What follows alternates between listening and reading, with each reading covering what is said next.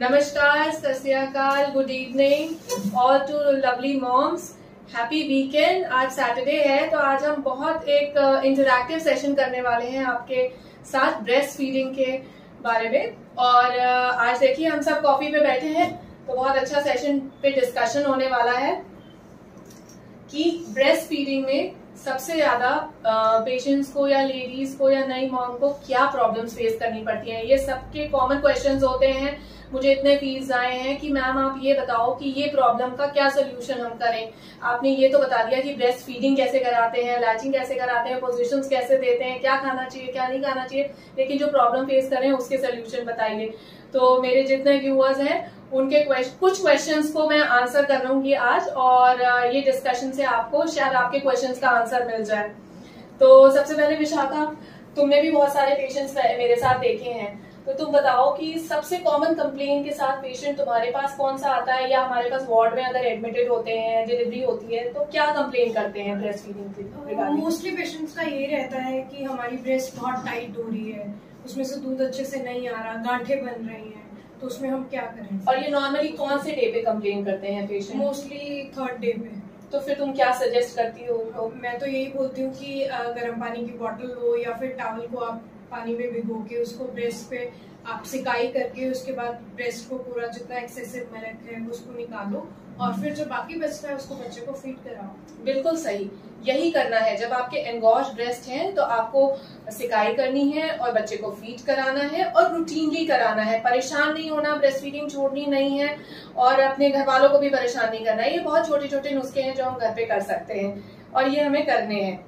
Ma'am जैसे मेरे को भी आफ्टर डिलीवरी मेरे को भी ये दिक्कत आई थी कि मतलब एक साइड से वो हार्ड हो गया था, एक साइड का ठीक था, एक साइड से दूध नहीं निकलता था।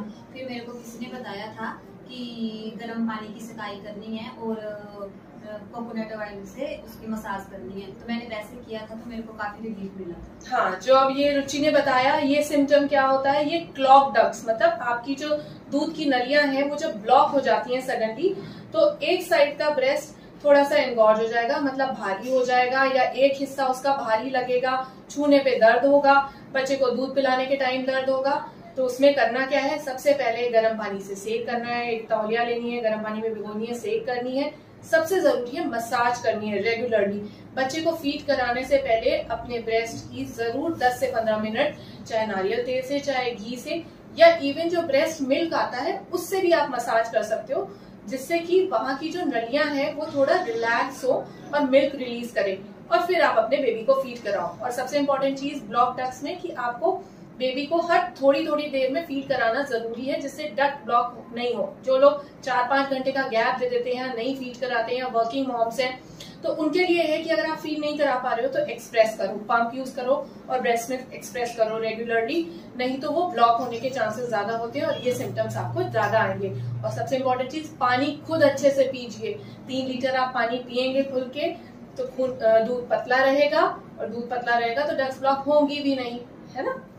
मैम मेरा क्वेश्चन मैंने ये पूछना है कि जब हम बेबी को फीड करवाते हैं तो उसमें कभी बेबी बाइट कर देता है, तो बाइट करने से हमें पेन भी होती है, तो इसलिए क्या करना चाहिए कि हमें भी उससे रिलीफ भी हो और बेबी को फीड भी अच्छी तरह करा सकें?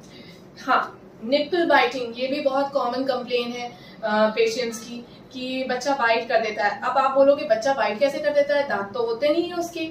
जो न्यूबॉर्न बेबीज होते हैं, किसी किसी में इनिशियल जो गम्स होते हैं, बच्चों को अगर आपने प्रॉपर ब्रेस्ट पे बिठाया नहीं है, लैचिंग नहीं सिखाई है, जो मैंने आपको लास्ट वीडियो पे बताया था कि बच्चे को ब्रेस्ट से पकड़ना कैसे सिखाना है, अगर वो नहीं कराया है तो बच्चा हमेशा खाली निप्पल वाला एरिया लेगा मुंह में और उसको दबाएगा। अगर हम पीछे काला हिस्सा, जैसे मैंने बोला था एरियोला, अगर उसको हम बच्चे के मुंह में देंगे तो वो निप्पल बाइटिंग चीज अवॉइड होगी। अब हो गई है निप्पल बाइटिंग, तो क्या करना है, सबसे पहले तो आपने वहां पे या तो लैनोलिन क्रीम लगानी है, जैसे निप केयर ऑइंटमेंट आता है, कॉमनली अवेलेबल है। नहीं है आपके पास घर में तो नारियल तेल लगाइए, मलाई लगाइए, या वही चीज आपका खुद का ब्रेस्ट मिल्क लगाइए। ये सारी चीजें एंटीसेप्टिक होती हैं, एंटीबैक्टीरियल होती हैं, लुब्रिकेट करती हैं और ब्रेस्ट की स्किन को या निप्पल को क्रैक होने से, ड्राई होने से बचाती हैं, जिससे पेन नहीं होता है। और ब्रेस्ट मिल्क पिलाना बंद नहीं करना है, लेकिन बच्चे को उस ब्रेस्ट से कम 1 हफ्ते आपने नहीं लगाना है। आप ये कर सकते हैं कि ब्रेस्ट मिल्क निकालिए, पंप से निकालिए, एक्सप्रेस करिए, बच्चे को फीड कराइए और दूसरे ब्रेस्ट से बच्चे को लगाइए। तो 1 वीक का जब रेस्ट मिल जाएगा, वहां की स्किन हील कर जाएगी, तो आप रिपीट कर सकते हैं, लेकिन प्रॉपर लैचिंग के साथ, प्रॉपर बच्चे को छाती पे बिठा के, नहीं तो फिर से निपल बाइट होगा। हाँ, कभी कभी बड़े बच्चे भी बाइट करते हैं जिनके दांत आ जाते हैं, तो उनमें क्या करना है, आपको उनको स्ट्रिक्टली नो बोलना है, नहीं, और आपने उनको ब्रेस्ट फीडिंग के लिए रिफ्यूज करना है फॉर दैट मोमेंट। 1-2 बार जब आप ऐसे करोगे तो बच्चा समझ जाता है कि ये नहीं करना है, क्योंकि बच्चे की उतनी समझ हो जाती है तब तक कि ऐसा करने से दूध नहीं मिलेगा माँ का, ठीक है। तो इसलिए आपने ये सारी छोटी छोटी चीजें करनी है, ये आपको निपल बाइटिंग से भी आराम देंगी, पेन से भी आराम देंगी।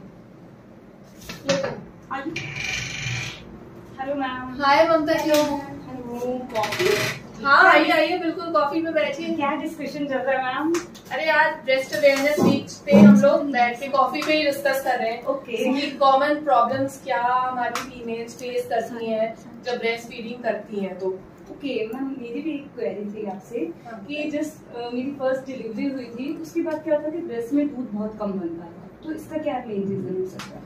देखिए, बहुत patients initially specially first delivery के बाद ये कंप्लेन करते हैं कि दूध कम बनता है। तो पहले क्योंकि पहला बच्चा होता है तो कई बार पता ही नहीं होता है कि एक्चुअली कितना मिल्क बनना चाहिए, कितना नॉर्मल होता है, ठीक है। शुरू के 3 दिन में, जैसे कि मैंने लास्ट अपनी टॉक में भी बताया, कोलोस्ट्रम बनता है, गाढ़ा पीला दूध बनता है, जो कि कम क्वांटिटी में बनेगा, लेकिन उस टाइम बच्चे की ज्यादा रिक्वायरमेंट भी नहीं होती है, और वो उसकी रिक्वायरमेंट फुलफिल करने के लिए जरूरी होता है। उसको एंटीबॉडीज देता है, फैट देता है, कार्बोहाइड्रेट्स देता है, वो कम ही रहेगा।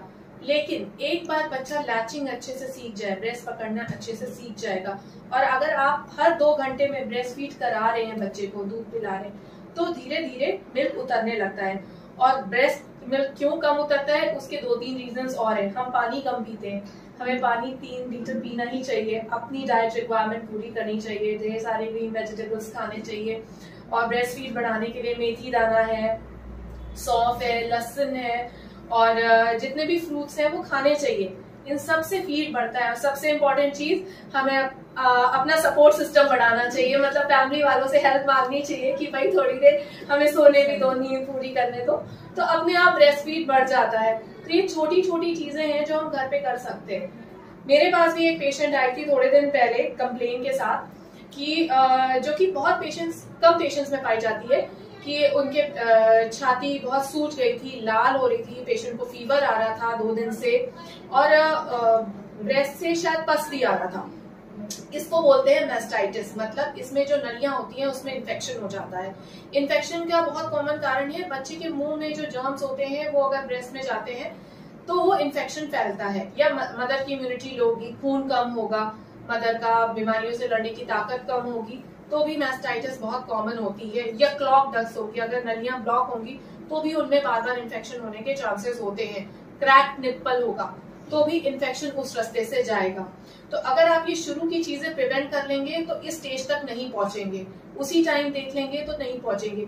इस स्टेज पे आने के बाद हमें पेशेंट को एडमिट करना पड़ता है, फ्लूइड देने पड़ते हैं, सलाइन देना पड़ता है, इन्फेक्शन के लिए दवाएं, एंटीबायोटिक्स देनी पड़ती हैं, और पेशेंट 2-3 दिन में ठीक हो जाता है। साथ ही साथ हमें सिकाई करनी पड़ती है, जो हमें हर ब्रेस्ट की प्रॉब्लम के साथ करनी चाहिए। हॉट फॉर्मेंटेशन मतलब गर्म पानी से सिकाई करनी है, और ब्रेस्ट मिल्क निकालना है। और मैं जब भी ब्रेस्ट में ऐसी कोई दिक्कत हो रही है जिसमें पस बन रहा है, तो उस ब्रेस्ट से बच्चे को फीड नहीं कराना है। दूसरे ब्रेस्ट से बिल्कुल करा सकते हैं, उसमें कोई ऑब्जेक्शन नहीं है। उस ब्रेस्ट से जब तक वो ब्रेस्ट ठीक नहीं हो जाए 3 से 4 दिन में, तब तक आप फीड ना कराएं, और उसके बाद करा सकते हैं। तो ये 6 कॉमन प्रॉब्लम्स थी जो हमारी माएँ फेस करती हैं रिगार्डिंग ब्रेस्ट फीडिंग। और होपफुली आपकी आज जितनी छोटी छोटी क्वेरीज थी, वो क्वेश्चंस थे और शंकाएं थी ब्रेस्ट फीडिंग में क्या दिक्कतें होती हैं और उसका सोल्यूशन कैसे करना है, उनका आंसर आपको मिल गया होगा। Thank you so much. आप लोग ने ये सेशन इतना इंटरैक्टिव बनाया, कॉफी हमने एंजॉय की बहुत अच्छे से। आपने तो कॉफी पी भी नहीं है ना। एंड सो प्लीज वीडियो को फॉलो करें, शेयर करें, जिससे जितनी भी नई माएँ हैं आपके आसपास उनको ये नॉलेज प्राप्त हो, और वो हर छोटी चीज के लिए परेशान ना हो, अपने डॉक्टर से कंसल्ट ना करे। ऐसा नहीं कि नहीं करना चाहिए, बिल्कुल करिए, बट द थिंग इज कि कुछ चीजें आप घर पे भी मैनेज कर सकते हैं, ये हर माँ को पता होना चाहिए। थैंक यू, नमस्कार, हैप्पी वीकेंड।